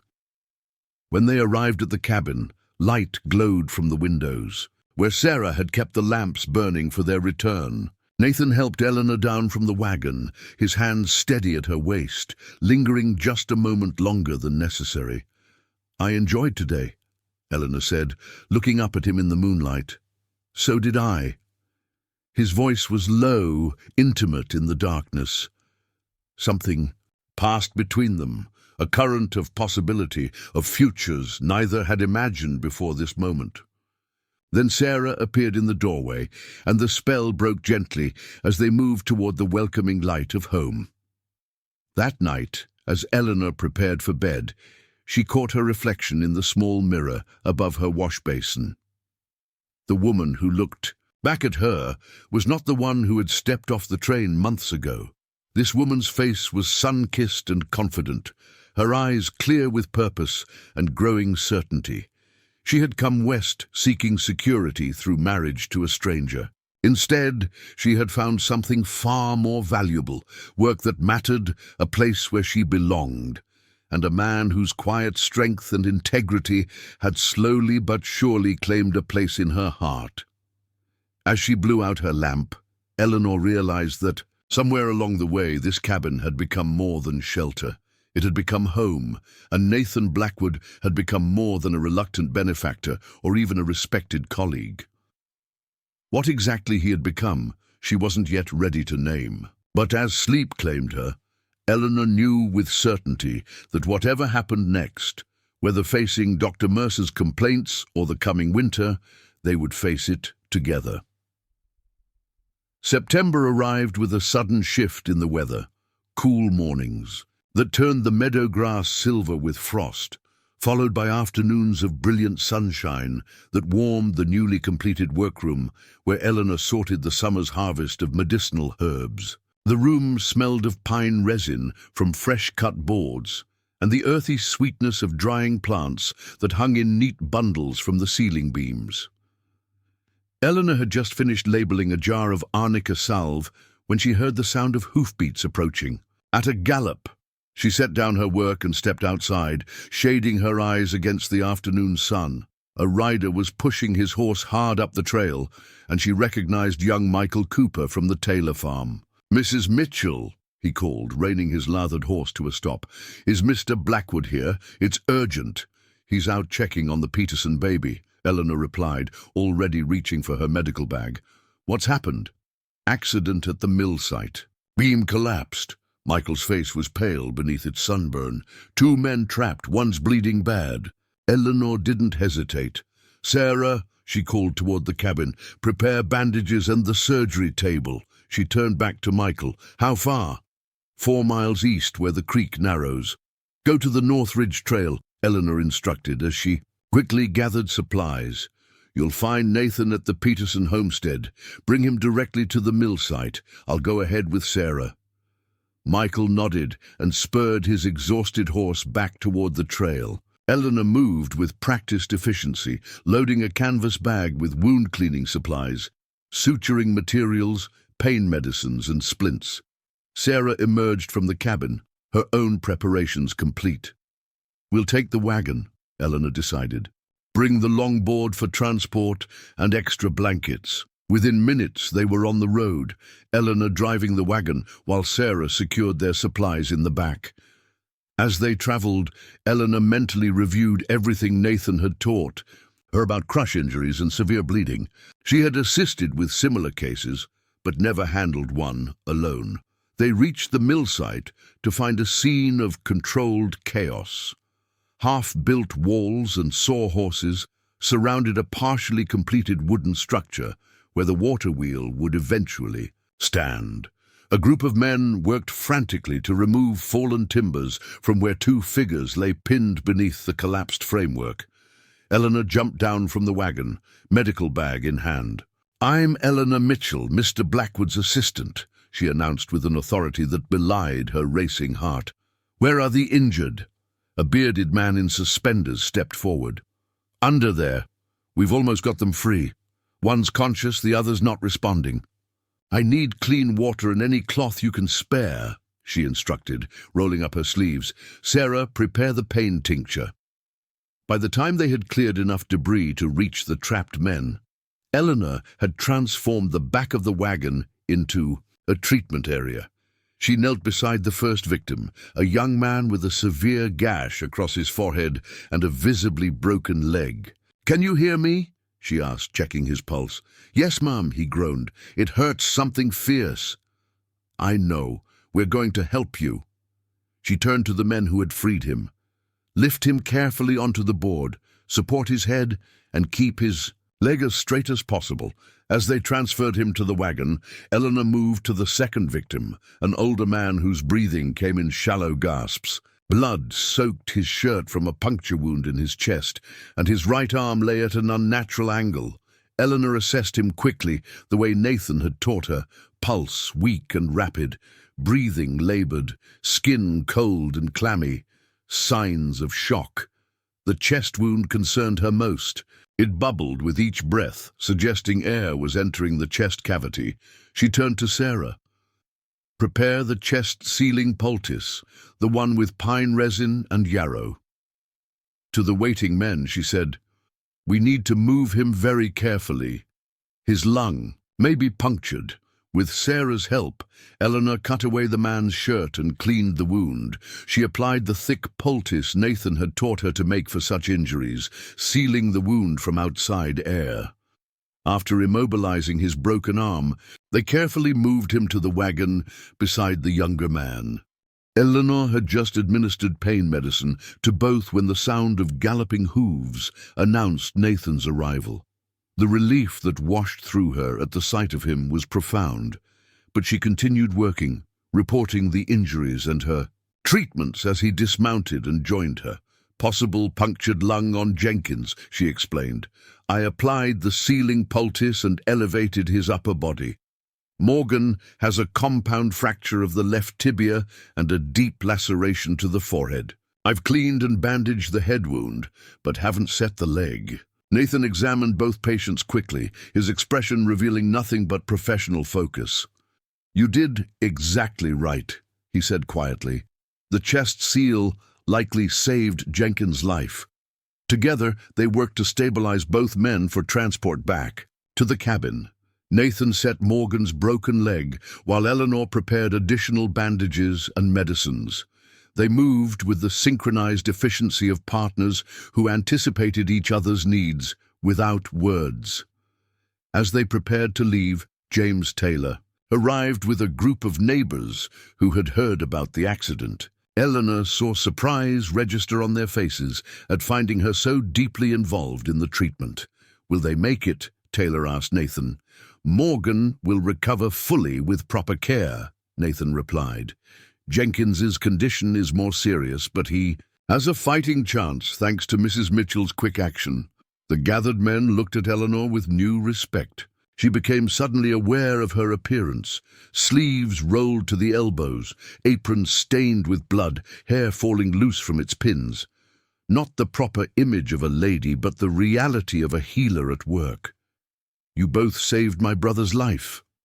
One man said, stepping forward to shake first Nathan's hand, then Eleanor's. We won't forget it. The journey back to the cabin was tense, with Eleanor riding in the wagon bed to monitor the patients, while Nathan drove as smoothly as possible over the rough road. By the time they arrived, Jenkins had regained consciousness, a promising sign. For the next several hours, they worked to treat both men, cleaning wounds more thoroughly, changing bandages, administering medicines for pain and infection. Sarah moved between them, providing supplies and preparing broths for when the patients could take nourishment. It was nearly midnight when they finally stabilized both men enough to take turns resting. Eleanor sat at Jenkins' bedside, monitoring his breathing, while Nathan caught a few hours' sleep. The cabin was quiet, except for the patient's breathing and the soft crackle of the fire. Eleanor found herself studying Jenkins' face in the lamplight, weathered by years of outdoor work, now pale from blood loss and pain. A man who had come west seeking opportunity just as she had. A man whose life now hung in the balance, partly due to her skills and judgment. Nathan appeared silently beside her, a cup of coffee in his extended hand. You should rest, he said softly. I'll watch them now. She accepted the coffee gratefully. His breathing is stronger. I think the lung is beginning to heal. Nathan checked Jenkins' pulse and listened to his chest. The danger isn't past, but you've given him his best chance. He straightened, his eyes meeting hers. You saved his life today, Eleanor. We saved his life, she corrected. I wasn't there when it happened. You made critical decisions without hesitation. His voice held, a depth of respect that warmed her more than the coffee. You've become more than an assistant. You're a healer in your own right. The quiet acknowledgement brought unexpected tears to her eyes. Eleanor blinked them away, unwilling to give in to emotion when there was still work to be done. I had a good teacher, she said simply. Nathan's hand touched her shoulder briefly. Get some sleep. Tomorrow will be demanding. The next days proved him right. Word of the accident and Eleanor's role in treating the victims spread throughout the valley. More patients arrived at the cabin, some with genuine ailments, others seemingly curious to see the woman who had taken on a healer's role alongside Nathan. Eleanor met their scrutiny with calm professionalism, maintaining her focus on the injured, men's recovery, and the regular patients who needed attention. Jenkins slowly improved, his breathing becoming less labored as the days passed. Morgan's spirits remained high, despite the discomfort of his splintered leg. On the fourth day after the accident, as Eleanor changed Morgan's bandages, He looked at her with open curiosity. "Can I ask you something, Mrs. Mitchell?" "Of course," she replied, checking the alignment of his splint. "Why are you here? Folks in town say you came to marry Thomas Reed." Eleanor's hands continued their work without pausing. "That was my original intention, but Reed's sister sent you away," Morgan pressed. "Said you weren't suited to frontier life." "That's correct. Seems to me she was wrong about that," he observed. "Can't imagine many women handling what you did at the mill." Eleanor smiled slightly. "People are often wrong about what others are capable of." "Is it true you're not actually married to Mr. Blackwood?" The directness of the question didn't surprise her. Frontier communities rarely bothered with the social niceties she'd known in Philadelphia. "That's true," she confirmed. "I'm his medical partner and housekeeper." Morgan nodded thoughtfully. "My sister says it's improper, but my ma says sometimes propriety has to take a back seat to practicality. Your mother sounds like a wise woman. She also says a good partnership often makes a better marriage than a proper courtship." He grinned suddenly, revealing a chipped front tooth. "But she's kind of romantic that way." Eleanor finished tying off the bandage, her cheeks warmer than they should have been. "Your leg is healing well. You'll be back to work before winter sets in." Later that afternoon, as she weeded the late garden, Eleanor found herself reflecting on Morgan's words and the changing reactions of the community. There had been a shift since the mill accident, a new respect in how people addressed her, a growing acceptance of her unconventional role. She was so absorbed in these thoughts that she didn't hear the approaching riders until they were nearly at the cabin. Looking up, she saw 3 men on horseback, strangers, not patients or neighbors. One wore a badge that caught the afternoon sun. Eleanor set down her tools and straightened her apron as the men dismounted. Nathan emerged from the cabin, his expression carefully neutral as he approached them. "Mr. Blackwood?" The man with the badge stepped forward. "I'm Marshal William Grant. These are my deputies. We're here on official business regarding complaints filed against your medical practice. I've been expecting you," Nathan replied evenly. "Would you like to come inside?" "That won't be necessary. This is just a preliminary inquiry." Grant's eyes shifted to Eleanor. "And you would be?" "Eleanor Mitchell," she replied, moving to stand beside Nathan. "Mr. Blackwood's medical assistant." The marshal's eyebrows rose slightly. "I see. Are you trained in medicine, Mrs. Mitchell?" "I assist Mr. Blackwood with his practice and have learned under his guidance." Grant nodded, making a note in a small book he pulled from his pocket. "I have several complaints from Dr. Mercer in Clearwater about unorthodox and potentially dangerous medical practices being conducted here. He specifically mentions native rituals and unproven herbal treatments. Dr. Blackwood combines his formal medical training with traditional remedies," Eleanor stated before Nathan could respond. "His success rate speaks for itself." "And you can document these successes?" Grant asked skeptically. "We maintain detailed records of all treatments and outcomes," Nathan replied. "You're welcome to review them." As if on cue, the cabin door opened and Sarah helped Jenkins step carefully onto the porch. The miner's color had improved dramatically, and though he moved with obvious discomfort, he was clearly recovering well. "Mr. Jenkins," Nathan called. "You're up earlier than recommended." "Heard voices," Jenkins replied. "Wanted some fresh air." His eyes narrowed at the sight of the marshal.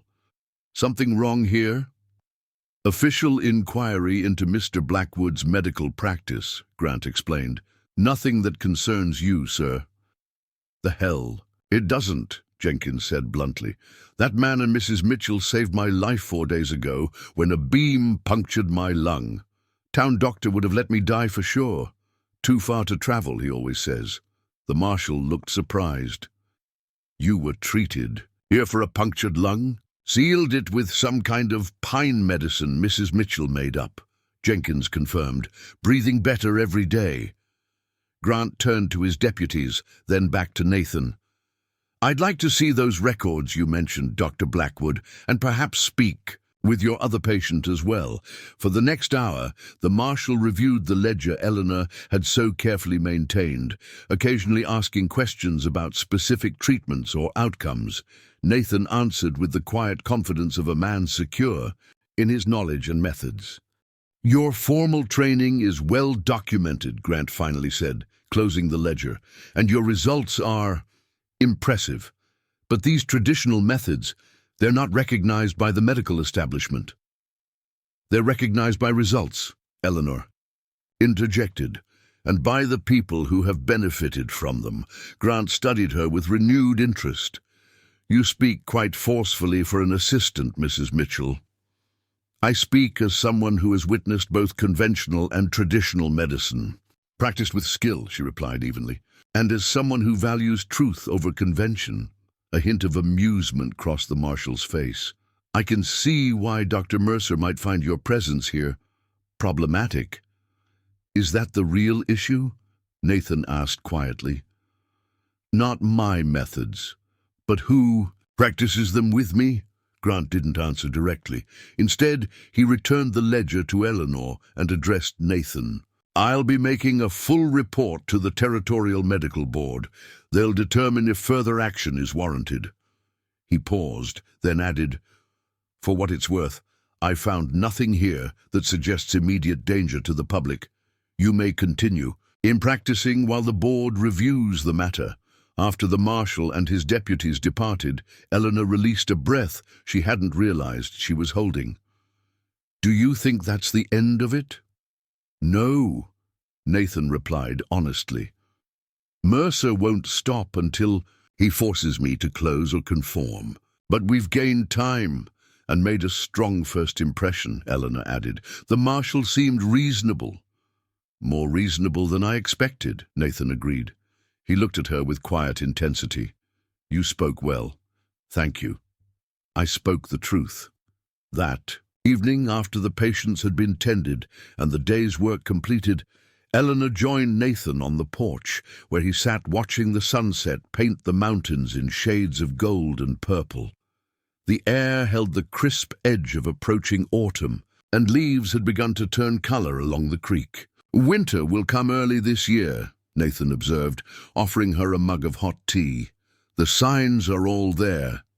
Eleanor accepted the tea gratefully, warming her hands around the earthenware cup. Will the marshal's visit affect our practice? Perhaps. The medical board could impose restrictions or fines. He gazed toward the mountains. Or they could do nothing. Frontier justice is unpredictable. What will you do if they rule against you? Nathan considered this. Adapt, find a way to continue helping those who need it. He turned to look at her directly. The real question is what you will do. What do you mean?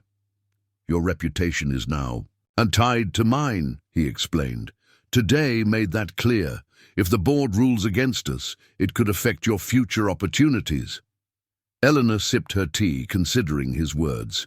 When she had first arrived, desperate and alone, she might have worried about such things. Now the thought of abandoning their work and Nathan seemed inconceivable.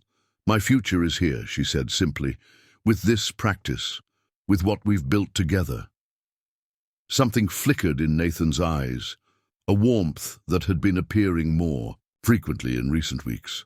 Even knowing the challenges we face, especially knowing them, she met his gaze steadily. I didn't come west, seeking an easy life, Nathan. I came seeking purpose and a place to belong. I've found both here. The use of his first name, something she rarely did, hung in the air between them, marking a subtle shift in their relationship. Nathan didn't comment on it, but his expression softened. When I offered you shelter that day at the station, he said quietly, I never imagined you would become essential to this place, to this work. He paused, then added more softly, to me. Eleanor felt her heart quicken at his words. They had been circling this acknowledgement for months, drawing closer through shared work and purpose, but neither had given voice to the deeper connection forming between them. The fire that destroyed Thomas Reed's ranch, she said thoughtfully, was a tragedy for many, but for me, It led to something I never expected to find. She looked at him directly. Something far more valuable than what I thought I was seeking. Nathan's hand moved to cover hers where it rested on the porch railing, a simple touch that carried the weight of shared understanding. They sat in companionable silence as darkness gradually claimed the valley, each content in the knowledge that whatever challenges lay ahead, they would face them together. Inside the cabin, lamps glowed warm against the gathering night. Sarah moved quietly about her evening tasks, setting out supplies for tomorrow's patients. Jenkins slept peacefully, his breathing stronger with each day. Morgan was teaching himself to whittle with his good hand, wood shavings collecting around. His chair, this unlikely household, bound together by circumstance, necessity, and growing choice, had become Eleanor's world. Not the one she had imagined when she boarded a train in Philadelphia, but one she now could not imagine leaving. As the first stars appeared above the mountains, Eleanor made a silent promise to herself. Whatever came, winter storms, medical, boards or community judgment, she would remain steadfast. This cabin, this work, this man beside her, they were worth fighting for. And Eleanor Mitchell had discovered she was a fighter after all. October painted the mountains with brilliant, gold as aspen leaves caught the sunlight, creating a patchwork of color against the evergreens. The morning air carried frost that melted under the sun's warmth, leaving the ground damp and fragrant with the scent of soil preparing for winter's rest. Eleanor had risen before dawn, as had become her habit, to check on their remaining patient. Morgan had recovered enough to return home the previous week, but Jenkins remained, his strength returning slowly as his punctured lung healed. She found him awake, propped against pillows, his weathered face turning toward the window where first light was beginning to filter through the glass. "You're up early," she observed, moving to check his bandages. "Getting tired of lying around," Jenkins admitted. "A man ought to be working this time of year, putting up stores for winter." Eleanor checked his pulse, noting its steady strength. "Your body is working. Healing is demanding labor." She helped him sit straighter and listened to his breathing. "The sounds in your lung are much clearer. Another week and you might be well enough to return home, though you'll need to avoid heavy labor until spring." Jenkins nodded, then asked, with the directness of a man who had spent his life in mining camps, "What's going to happen with that marshal's inquiry?" "Heard anything more?" "Not yet," Eleanor replied. "Nathan believes we'll hear something before the first snow. People around here won't stand for them shutting you down," Jenkins said firmly. "Not after what you've done for folks." Eleanor appreciated his loyalty but knew the reality was more complicated. While many in the outlying homesteads supported their practice, the town of Clearwater followed Dr. Mercer's lead in viewing Nathan's methods with suspicion and her presence with scandalized disapproval. After checking Jenkins' bandages and administering his morning medicines, Eleanor moved to the kitchen, where Sarah already had coffee brewing and biscuits baking in the oven. The girl had become increasingly communicative over the months, her English improving through daily practice with Eleanor. "Nathan gone," Sarah informed her, indicating the empty mug on the table. "Baby coming at Cooper's farm." Eleanor nodded. Michael Cooper's sister-in-law had been expecting her first child, and Nathan had been monitoring her closely in the final weeks of pregnancy. Did he say when he'd return? Maybe sunset. Take supplies for long wait. As Eleanor sipped her coffee, a knock sounded at the door, unusual for so early in the morning. Sarah went to answer it and returned with James Taylor, his expression grave. "Mrs. Mitchell," he greeted her, removing his hat. "Sorry to disturb you so early, but I've just come from town with news you and Blackwood should hear." "Nathan's attending a birth at the Coopers," Eleanor explained. "But please, sit." "What's happened?" Taylor settled his large frame on the bench, accepting the coffee Sarah offered. "Marshal Grant returned yesterday with papers from the Territorial Medical Board." He took a deep breath. "They're ordering Blackwood to cease practicing or face." Arrest, Eleanor felt her stomach tighten. On what grounds? Practicing medicine without proper territorial certification. Taylor's mouth set in a hard line. It's nonsense, of course. Dr. Mercer arranged it. He's friends with the board's chairman. Nathan has certification from his medical college in St. Louis, Eleanor protested. The marshal saw his documents. Apparently that's not enough. They're requiring certification specifically from the Montana Territory Medical Board, which means examination and approval by Dr. Mercer himself. Taylor's disgust was evident. It's a trap. Mercer would never approve Blackwood's methods. Eleanor stood, moving to retrieve the ledger containing their patient records. There must be something we can do. Appeal to a higher authority, perhaps. That's partly why I'm here, Taylor said. A group of us met last night after word spread. We're prepared to sign a petition testifying to Blackwood's skills and the essential nature of his practice to this valley. Hope flickered within Eleanor. How many signatures? 27 families so far, including everyone Blackwood's treated since the fire. Taylor leaned forward. It might not sway the medical board, but it could influence the territorial governor. He's up for reappointment next year and needs voters' support. When is the order effective? Eleanor asked, her mind already cataloguing the supplies they might need to gather if forced to leave quickly. They've given him until the end of the month to either obtain territorial certification or cease practicing. Taylor looked around the cabin. About 3 weeks, Eleanor calculated quickly. The first snow usually arrives by then. That's likely their strategy, Taylor agreed grimly. Wait until winter isolates the valley, then remove the only medical care most of us can reach or afford. After Taylor departed with a promise to gather more signatures, Eleanor sank into a chair, the weight of this new threat settling over her. They had known opposition would come, but the speed and severity of it still came as a shock. Sarah stood nearby, her young face serious. "We fight?" she asked simply. Eleanor looked up, surprised by the girl's directness. "Yes," she replied with sudden certainty. "We fight." For the remainder of the morning, Eleanor kept busy with Jenkins' care and preparation of medicines, trying not to watch the path for Nathan's return. When he finally appeared in the doorway shortly after noon, the exhaustion on his face told her the birth had been difficult. "A boy," he announced, setting down his bag. "Breech position, but both mother and child survived." Eleanor helped him remove his coat. "You look tired. I'll make fresh coffee." She hesitated, then added, "James Taylor came this morning with news. From town." Nathan's eyes met hers, reading the concern there. "The medical board?" She nodded, explaining Taylor's information as she prepared coffee and a plate of food. Nathan listened without interruption, his expression growing more distant with each detail. "So it's come," he said finally. "Sooner than I expected, but not unexpectedly.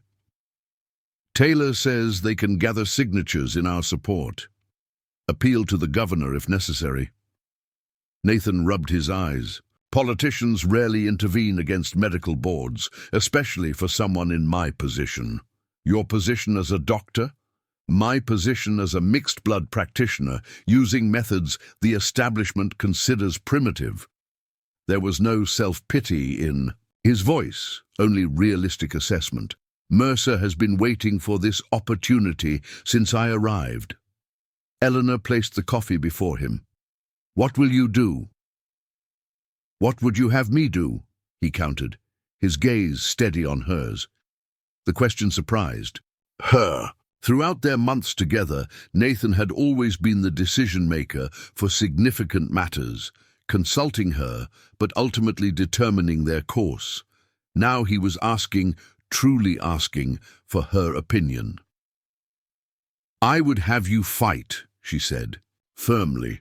"Not just for yourself, but for every patient who needs the care we provide." She placed her hand over his. "For what we've built here together." Something in Nathan's expression shifted, a softening around his eyes, a release of tension in his shoulders. "Then we fight," he agreed quietly. The next days passed in a flurry of activity. Nathan continued treating patients while Eleanor organized their records, preparing clear documentation of successful cases. Sarah helped by gathering testimonials from patients well enough to travel to the cabin, writing their words in careful script under Eleanor's guidance. Word spread through the valley, and more people arrived to add their names to Taylor's petition. Families Nathan had treated for years brought food, supplies, and offers of support. Even those who had previously kept their distance came forward with stories of how Nathan's care had saved a child, healed a wound, or eased a painful passing. 1 week after Taylor's visit, Eleanor was organizing these testimonials when an unexpected visitor arrived. Thomas Reed, the man she had come west to marry, stood awkwardly in their doorway, hat in hands. "Mrs. Mitchell," he greeted her stiffly, "I hope I'm not intruding."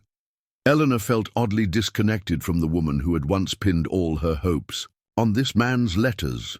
"Mr. Reed, this is a surprise."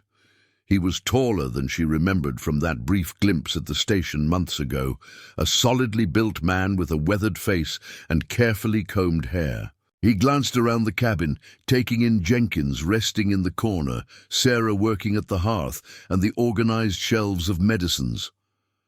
"I heard about the medical board's order," he said finally. "Folks in town are talking about the petition." "Have you come to sign it?" Eleanor asked, direct as always. A flush colored Reed's cheeks. "I've come to apologize for what happened when you arrived." He shifted uncomfortably. "I should have met you myself, not sent Martha." Eleanor studied him, noting the genuine discomfort in his posture. "That was months ago, Mr. Reed. Much has changed since then. I can see that."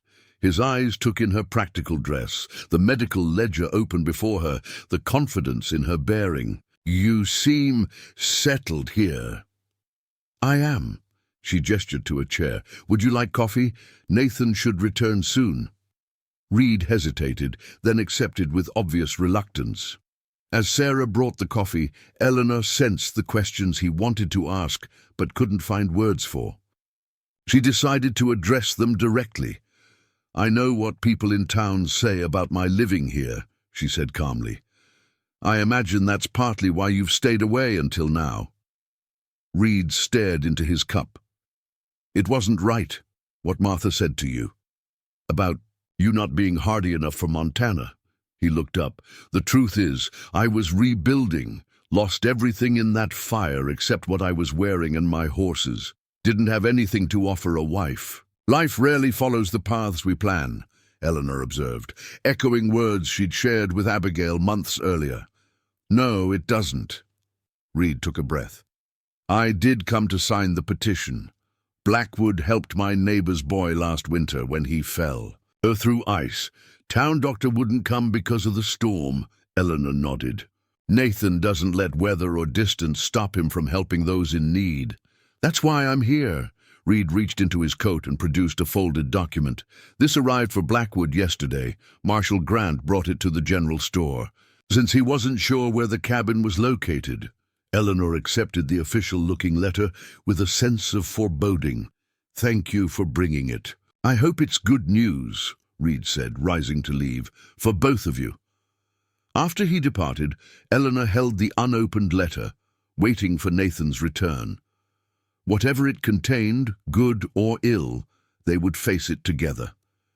Nathan arrived as the afternoon. Shadows lengthened, bringing with him the scent of pine and cold air. His expression grew serious when he saw the letter in Eleanor's hands.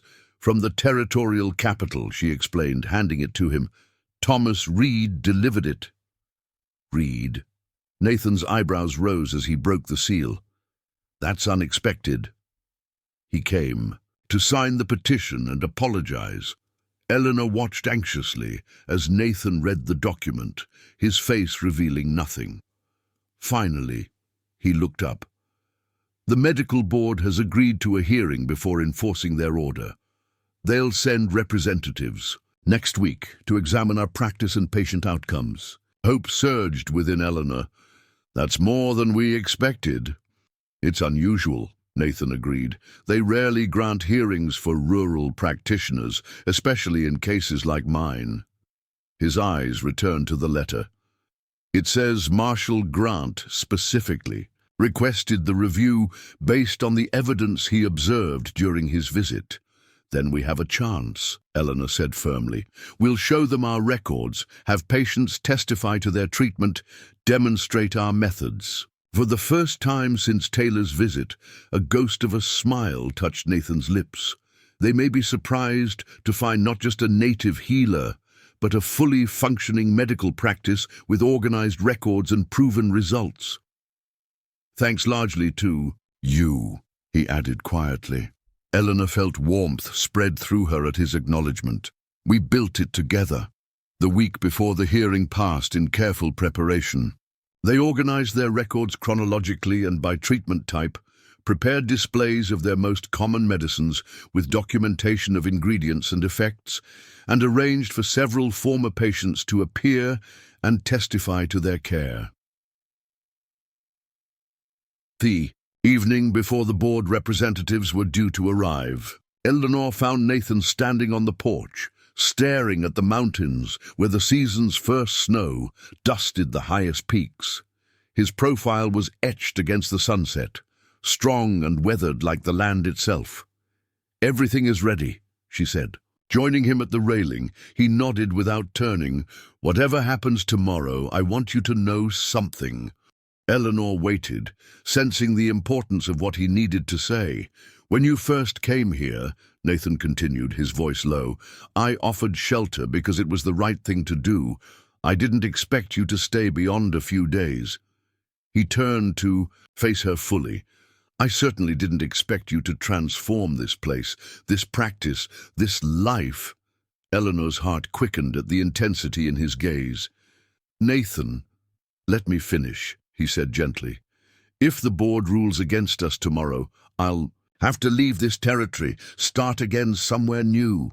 His eyes held hers. "I won't ask you to follow me into another uncertain future. You've already endured enough upheaval." "You don't need to ask," Eleanor replied, her voice steady despite the emotion tightening her throat. "Where you go, I go. Where you build, I build beside you." Nathan stepped closer, his hand rising to touch her cheek with a gentleness that belied his strength. "I've been afraid to speak what's in my heart," he admitted, "afraid to offer less than you deserve." "You've offered me purpose, respect, and partnership," Eleanor said softly. "That's more than most women ever receive. I want to offer more." His thumb traced the curve of her cheekbone. "If you'll accept it." The question hung unspoken between them, charged with months of growing feelings neither had fully acknowledged. Eleanor knew with sudden clarity that this moment represented yet another crossroads in her journey, perhaps the most significant one yet. "Are you asking me to be your wife, Nathan Blackwood?" she asked directly, her voice barely above a whisper. "I'm asking you to continue being my partner in all things," he replied. "With the blessing of law and community if you wish it, or simply between us if that's what you prefer." Eleanor stepped closer, eliminating the space between them. "I came west seeking a husband I'd never met," she said softly. "Instead, I found a man I've come to know deeply and respect completely." Nathan's arms encircled her, drawing her against the solid warmth of his chest. "Is that a yes?" he asked, a rare smile touching his lips. Eleanor answered with actions rather than words, rising on tiptoe to press her lips to his. The kiss was gentle at first, then deepened with months of unspoken longing. When they finally parted, Eleanor felt a sense of rightness that surpassed anything she'd experienced before. "Yes," she said simply. The medical board representatives arrived the following morning, two stern-faced men in formal suits, accompanied by Marshal Grant. They entered the cabin with obvious skepticism, but Eleanor noted their surprise at the organized space, the clean treatment area, and the careful documentation presented to them.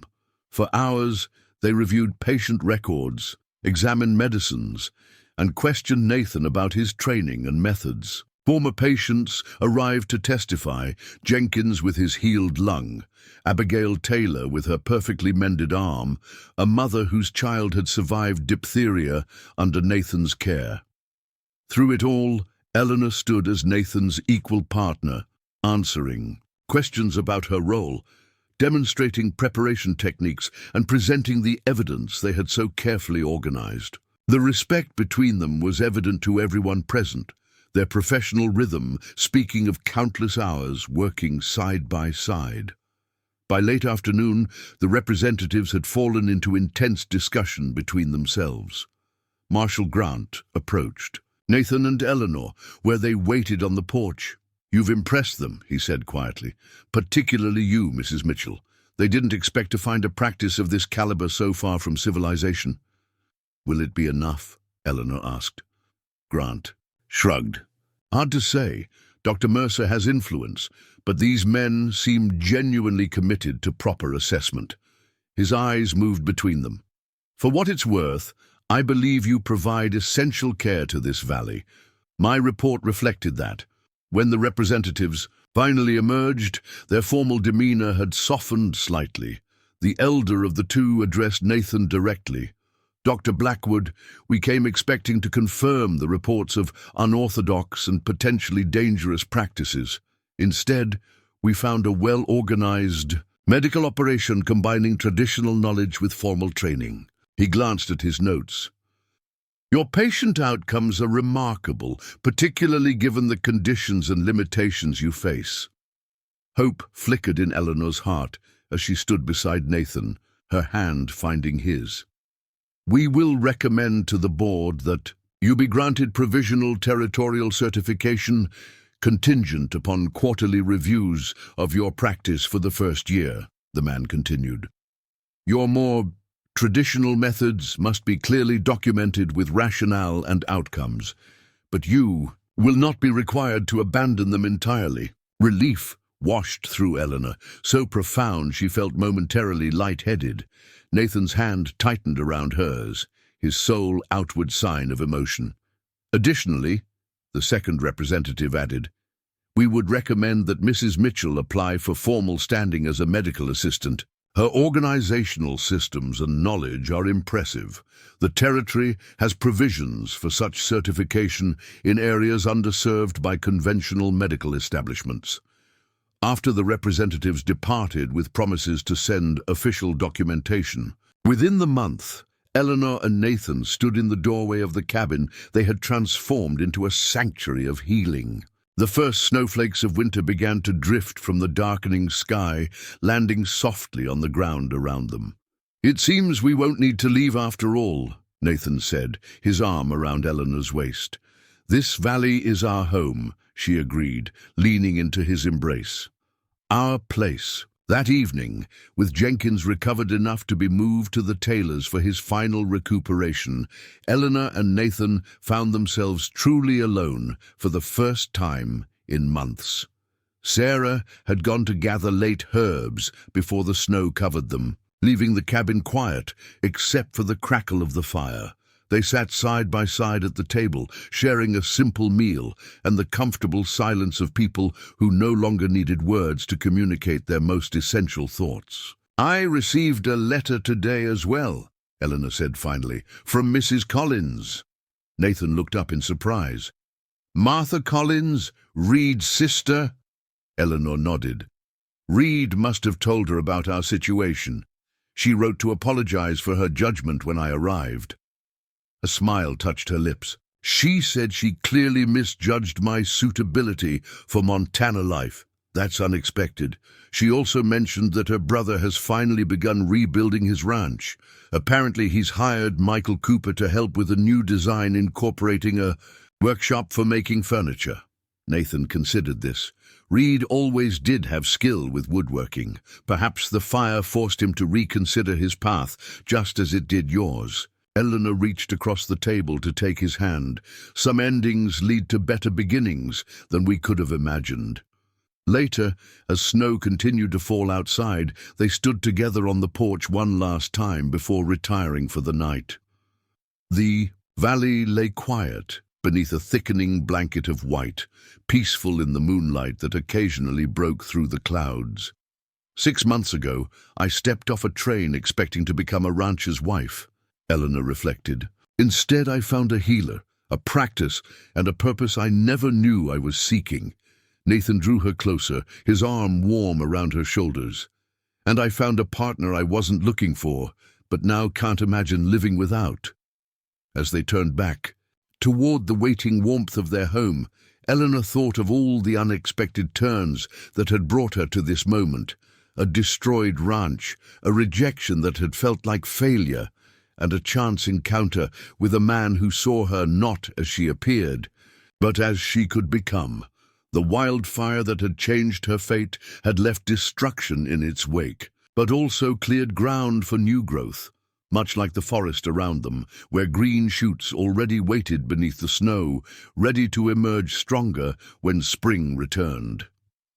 Eleanor Mitchell had come west, seeking security through marriage to a stranger. Instead, she had found strength within herself, purpose in unexpected work, and love with a man whose quiet integrity had given her the space to become who she was meant to be.